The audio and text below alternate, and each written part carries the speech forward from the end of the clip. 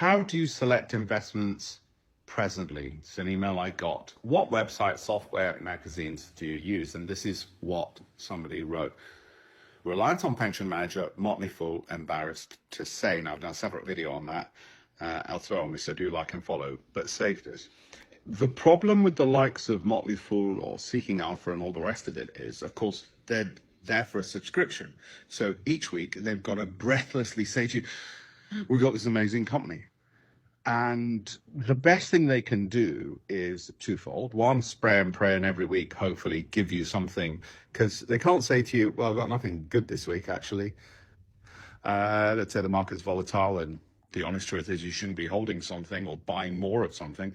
They can't tell you that. They've got a subscription to sell. Why would you keep paying if they did that?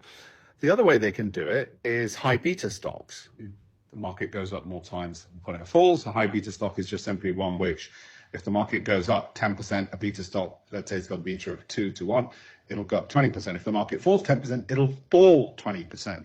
They're relying on the fact and having a gamble that if the market goes up, they'll be fine because they've got high beta stocks. Of course, it'll give you one hell of a roller coaster, which is what people realize when the market drops, because there's nobody there to reassure them or help them, because it's not one-to-one mentoring.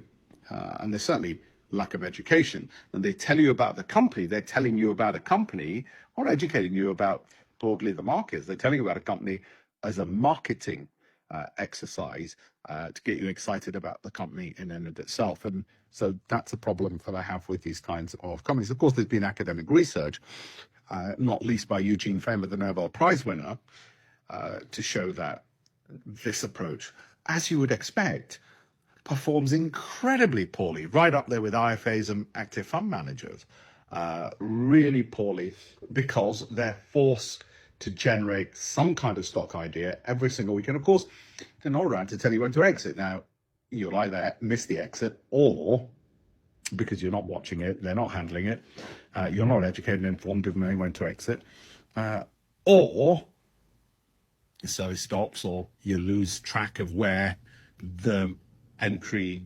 website page was, and therefore you lose track of where the exit website page was.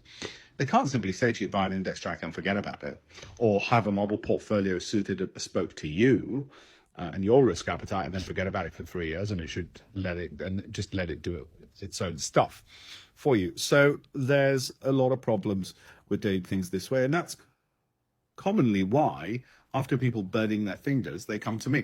Now, sometimes they'll say, I'm just looking around, I'm looking at Motley Fool, I'm looking at whatever, Seeking Alpha, whatever.